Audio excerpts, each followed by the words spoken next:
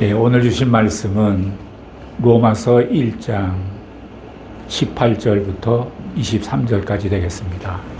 번갈아 읽도록 하죠. 제가 먼저 18절을 읽겠습니다.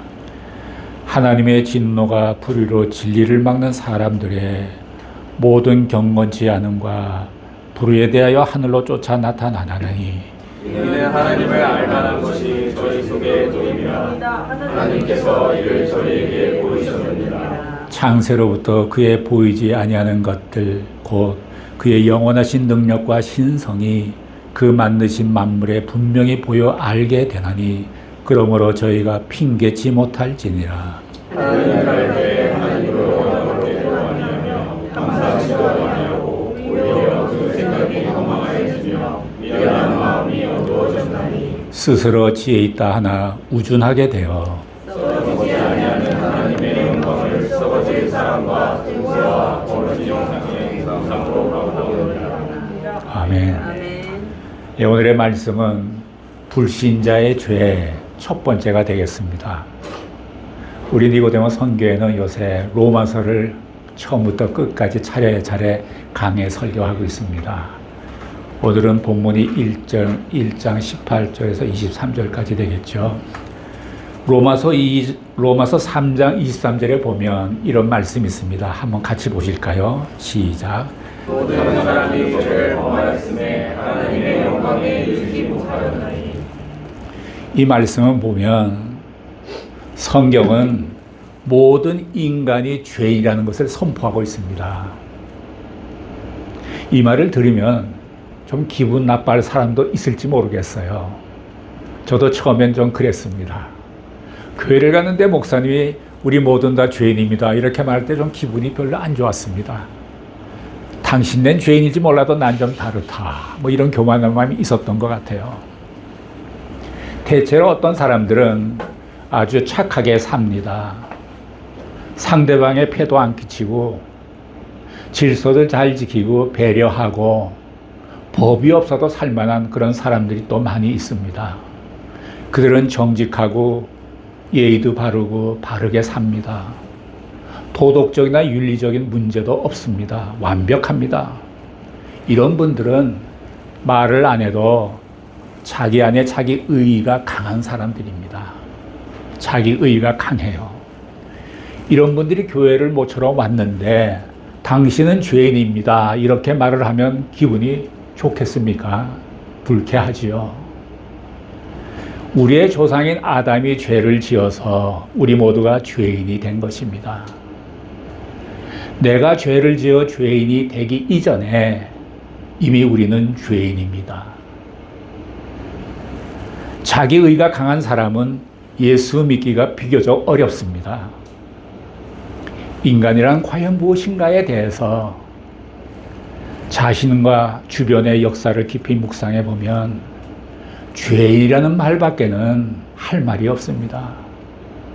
누구를 막론하고 그렇습니다. 인간은 죄인이기 때문에 구원이 필요합니다. 우리의 구원이 왜 희미한가요? 왜 구원에 대한 감격이 없는 것일까요? 자기의 의의가 남아있어서 자기의 죄를 철저하게 규명하지 않기 때문입니다. 가끔 얘기하지만 여러분들에게 구원에 확신이 있으십니까? 이런 질문을 받게 된다면 좀 마음속에 당황되어지기도 해요. 아니 내가 교회를 10년, 20년, 심지어 30년 이렇게 다녔는데 교회 봉사도 많이 했는데 근데 가만 생각해 보면 내가 구원받은 느낌을 갖고만 살지 않았나 하는 생각이 들 때가 있어요. 우리에게는 구원의 확신이 필요합니다. 오늘의 본문 18절을 보면 하나님의 진노가 불의로 진리를 막는 사람들의 모든 경건치 않음과 불의에 대하여 하늘로 쫓아 나타나나니 이것은 하나의 서론입니다. 모든 사람이 죄를 지었기 때문에 하나님의 진노 아래 있다는 것입니다. 철저한 하나님의 심판과 진노 아래 있을 수밖에 없다는 것입니다. 로마서 1장의 서론의 주제는 복음 안에는 하나님의 의의가 나타났다. 믿음으로 믿음에 이른다. 의인은 믿음으로 말미암아 살리라. 이런 것들입니다. 사실 우리는 하나님의 진노와 상관없는 사람들이 되었습니다. 왜냐하면 복음을 받아들였기 때문입니다. 한편 세상은 하나님의 진노로 가득 차 있습니다. 죄는 용서받기 전에는 절대로 없어지지 않습니다. 하나님의 진노는 쌓이는 것입니다. 우리나라에서 과거 삼풍백화점이 무너졌습니다. 이 부실공사를 했기 때문에 어느 정도의 무게까지는 버티다가 무게가 넘쳐나서 순간 무너지고 말았습니다. 502명이 사망을 했습니다. 900명 이상이 다쳤습니다. 죄가 자꾸 쌓이면 날이 갈수록 죄의 무게가 더해져서 어느 순간 진노가 떨어지게 되는 것입니다. 구름 안에 물이 많이 모이면 그 무게로 비가 떨어지지 않습니까? 우리의 죄는 없어지지 않고 쌓여갑니다. 잊어버린 것 같아도 없어지지 않습니다. 예수 그리스도의 피로 그 죄를 씻지 않는 한 그 죄는 그대로 있습니다. 그러면 죽는 날 그것이 터지는 것입니다. 히브리서 9장 27절에 보면 사람이 한 번 죽는 것은 정한이치요 죽은 후에 심판이 있으리니 라고 말씀하지 않습니까? 우리의 죄가 예수님의 보혈에 적신받고 죄사함을 받아야 합니다. 그래야만 하나님의 진노가 쌓이지 않습니다. 하나님의 진노가 경건치 않음과 모든 불의에 대하여 하늘로부터 임한다고 성경은 말하고 있습니다. 이것은 앞으로 나타날 대환난의 많은 일들입니다. 아담 이후에 노아의 대홍수 때에 하나님의 진노가 있었습니다. 소돔과 고모라의 유황불이 내리는 그런 하나님의 진노가 있었습니다. 바벨탑 사건도 언어가 혼잡되고 사람들이 흩어져야 하는 그런 사건도 하나님의 진노였습니다. 로마에 이어서 우리는 서기 79년도입니까? 폼페이가 화산으로 말미암아 완전히 망했습니다. 얼마나 음란한 도시였는지 모르겠어요. 그때 죽은 사람이 2,000명이 넘어요. 화산재가 5 내지 6m가 터폈다고 했어요. 또 하나님의 진노였습니다. 로마나 그리스나 중세를 거치면서 지은 인간의 모든 죄악들, 그리고 공산주의가 저지른 모든 죄악들, 자본주의가 저지른 모든 죄악들, 여러 가지 선이라는 명명하에 인간이 저지른 모든 죄악들은 다 어디로 갔습니까? 차곡차곡 쌓이고 있는 것입니다. 이제 견딜 수 없는 무게가 되면 하나님의 진노가 임할 것입니다. 이것이 대환난이고 심판입니다. 심판이 없다면 하나님은 의로우신 분이 아닙니다. 심판이 있어야 합니다. 그래서 정의로운 사람들, 순교자들이 하소연할 곳이 있는 것입니다. 다 쌓이는 것입니다. 이 심판을 막을 수 있는 분은 오직 예수 그리스도 뿐이십니다. 누구든지 예수를 믿는 자는 구원을 얻으리라 라고 말씀하십니다.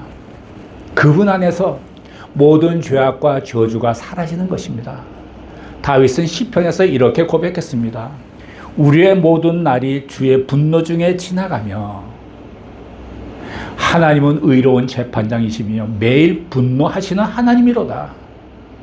세례 요한은 도끼가 이미 나무 뿌리에 닿았다고 말하고 있습니다. 하나님의 진노가 우리 안에 가득 찼다고 선포하고 있습니다. 그러한 진노들이 하나씩 터지는 것입니다. 그렇다면 이러한 하나님의 진노를 가져오게 하는 불의로 진리를 막는 사람은 누구입니까? 성경은 그 사람에 대해서 두 가지로 말합니다. 첫째는 모든 경건치 않음과 둘째는 불의한 것입니다. 이 말을 다른 말로 표현한다면 본질적인 죄와 도덕적이고 윤리적인 죄를 말합니다. 사람들은 일반적으로 진리보다는 거짓을 잘 따라갑니다. 진리를 좋아하는 것 같기도 합니다. 그런데 사는 것을 보면 마음은 진리를 원하지만 사람의 마음은 악을 선택합니다. 악을 선택합니다. 자꾸 부정적으로 바뀝니다. 비판하고 싶고 독점하고 싶고 지배하고 싶습니다. 그것을 누가 가르쳐 주었습니까? 아무도 가르쳐 주지 않았습니다. 원래부터 그런 죄에 대한 경향이 있습니다. 죄에 대한 깊은 상처가 있으면 하나님을 모릅니다. 하나님을 거부합니다. 첫 번째 부류는 하나님을 우습게 생각하는 불경건한 사람들입니다. 성경에 보면 하나님을 만홀히 여기는 사람들이 있다 그랬어요. 이 만홀이라는 뜻은 우리가 가끔 이런 게 있잖아요. 콧방귀 끼는 거. 하나님에 대해서 콧방귀 끼는 거, 이게 하나님을 만홀히 여기는 것입니다. 불경건이란 하나님은 없다라는 것입니다. 이런 사람들은 하나님을 자신의 마음에 두기 싫어합니다. 그분의 존재를 인정하려 들지 않습니다. 하나님과의 관계 맺기를 거부합니다. 하나님을 경외할 수가 없습니다. 경건이라는 것은 하나님을 공경하고 거룩하게 생각하고 경외하는 마음이라면 불경건은 그와 반대되는 것입니다. 이것이 가장 큰 죄이고 이것은 본질적인 죄이고 영적인 죄이고 원죄인 것입니다. 하나님을 내 인생과 연관시키려 하지 않고 하나님이 내 인생에 간섭하지 못하게 하는 것, 이것이 불경건입니다. 음식은 가만히 놔두면 썩습니다. 사람이 살지 않는지 폐허가 됩니다. 내 인생의 주인이신 하나님께서 내 삶에 계시면 모든 일이 잘 되어 갑니다. 질서가 잡힙니다. 본능을 제어하게 됩니다.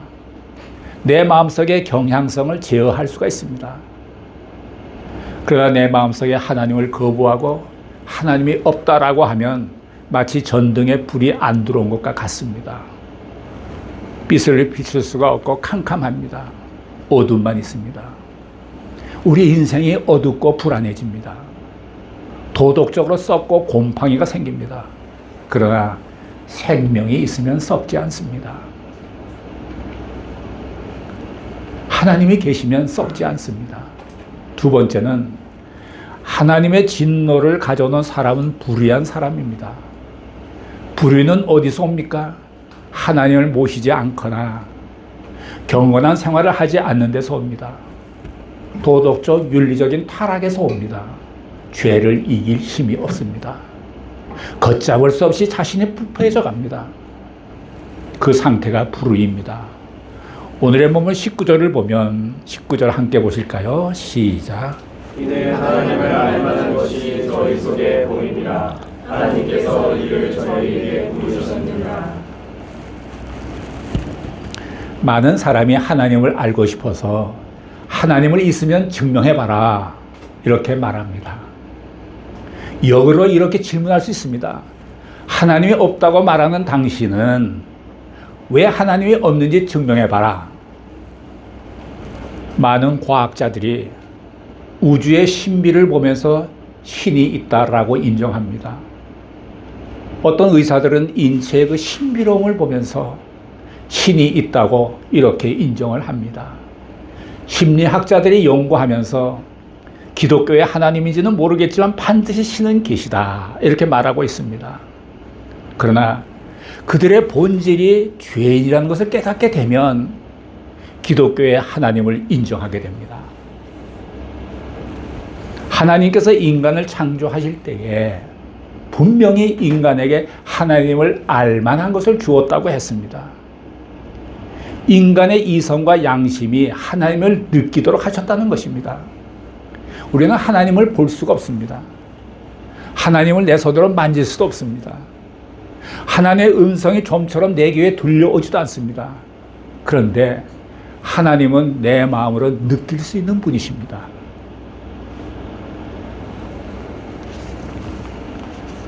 여러분, 내가 누리고 살고 있는 이 자연 세계를 보십시오.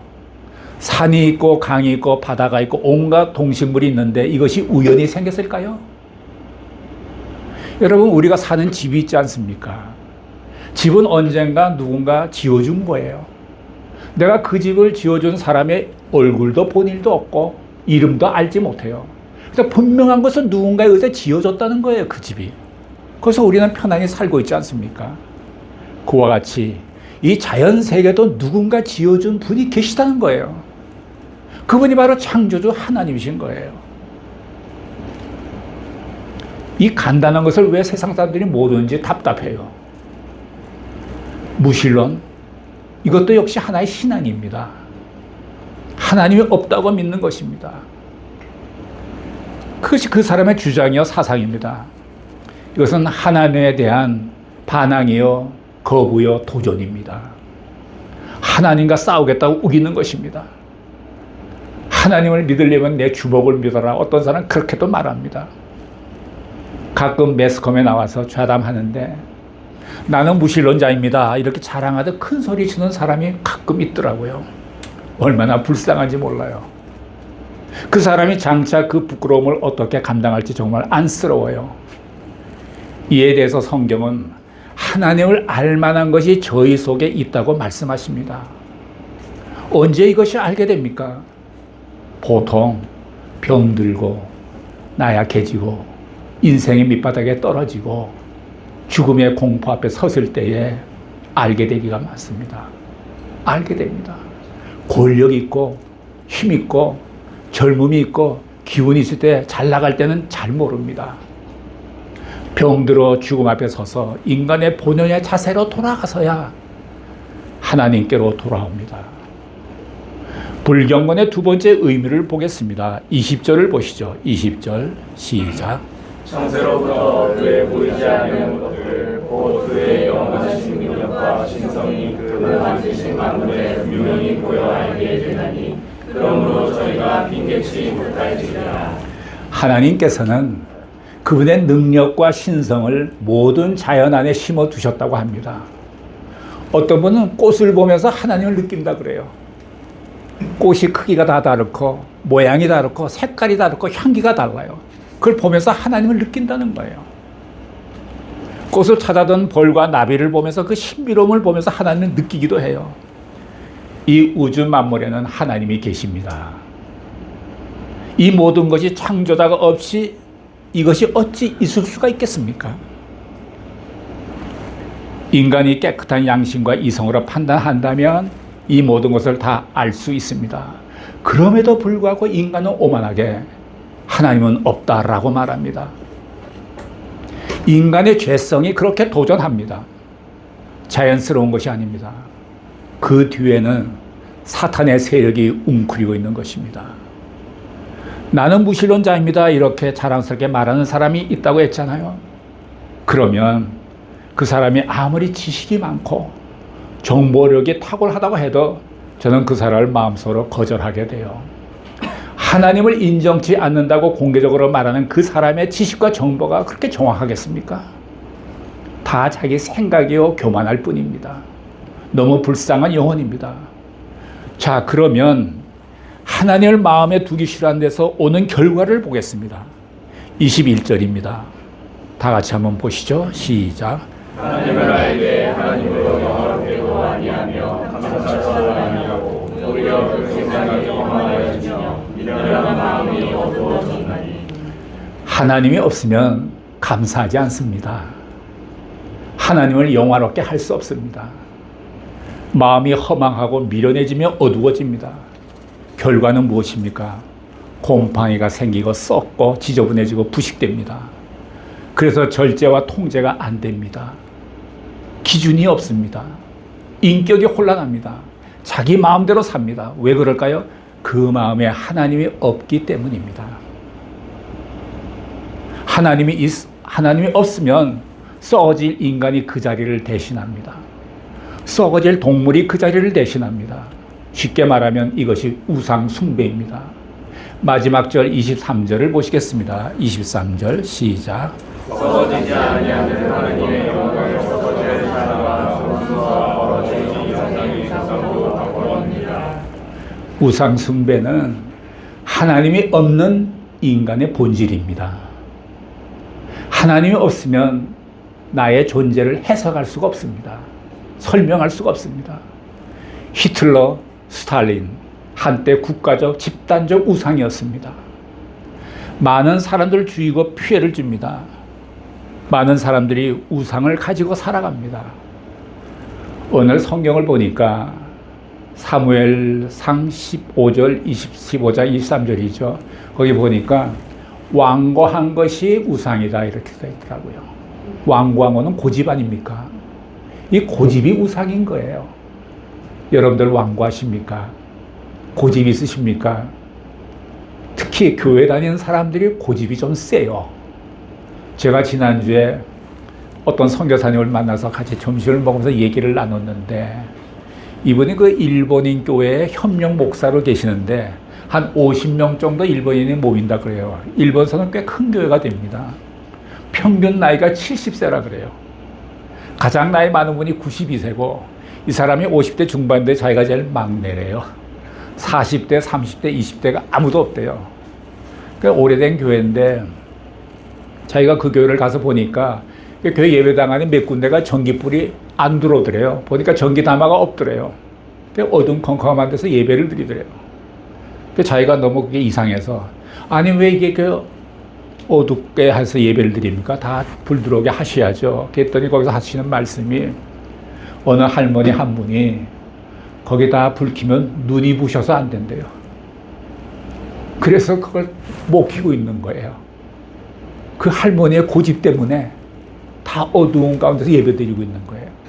얼마나 안타까운 일입니까? 또 그 교회에서 의자에 방석을 갈아야 되는데 방석이 한 30년 됐대요. 빨면 다 해지고 안에 스폰지가 막 가루가 떨어져 나와서 좀 갈아야 되겠다. 또 어떤 한 분이 왜 아직도 쓸 수 있는데 왜 이걸 갖고 돈을 쓰려고 그러냐 하면서 또 그걸 반대하더래요. 이런 고집들. 특히 교회 다니는 사람들이 좀 고집이 좀 있기도 합니다. 성도들만 고집이 있는 것이 아니고 목사님들도 좀 고집이 있어요. 제가 아는 어느 교회는 제자 훈련으로 아주 유명한 교회가 있는데 아마 거기서 그렇게 가르쳤나 봐요. 여러분 죽지 않는 한 꼭 출석해야 된다 이렇게 가르쳤나 봐요. 자기 시아버지가 지금 환갑날인데 자기 시아버지 환갑날은 못 가고 교회 제자 훈련 가야 된다는 거예요. 제가 아는 친척이 이제 그 교회를 다니는데 그 아들이 결혼식을 하게 됐는데 결혼식 날 제자 훈련이 있는 날이에요. 오늘 아들 결혼식이 있지만 그 제자 훈련에 가야 된다는 거예요. 그래서 그렇게 오신 분들을 목사님이 칭찬을 하는 거예요. 아, 이렇게 믿음이 좋으신 분들이 계시다고. 저는 그것을 들으면서 야, 이건 좀 정상이 아니잖아. 이런 생각이 들더라고요. 그게 정상이 아니잖아요. 그렇게 해서 어떻게 예수 믿는 사람들의 본을 보이겠어요, 가족들에게. 이게 또 목사들의 고집이에요. 이 고집이 우상이라는 걸 알아야 돼요. 여러분들 혹시 갖고 있는 고집이 있으십니까? 좀 내려놓는 훈련을 좀 하십시오. 완고한 것이 우상이라는 것을 기억하시기를 바랍니다. 죄의 싹은 사망이요 예수 그리스도는 우리의 소망이십니다. 우리 모두는 창조자 하나님을 인정하고 우리를 위해 예수님께서 십자가에서 행한 모든 것을 믿고 그분이 나의 구원자이심을 항상 생각하면서 주님과 동행하는 삶을 사시기를 예수님의 이름으로 축원합니다. 기도하시겠습니다. 사랑하시는 하나님 아버지, 우리에게 창조주 하나님을 알게 해주시고 우리 죄의 사함을 위해서 예수님의 십자가의 보혈에 적심받게 해주셔서 감사합니다. 우리가 더욱 말씀의 비밀들을 깨달아가게 하여 주옵소서. 구원의 기쁨과 감격이 넘치는 삶이 되게 하여 주옵소서. 예수님의 이름으로 기도드렸습니다.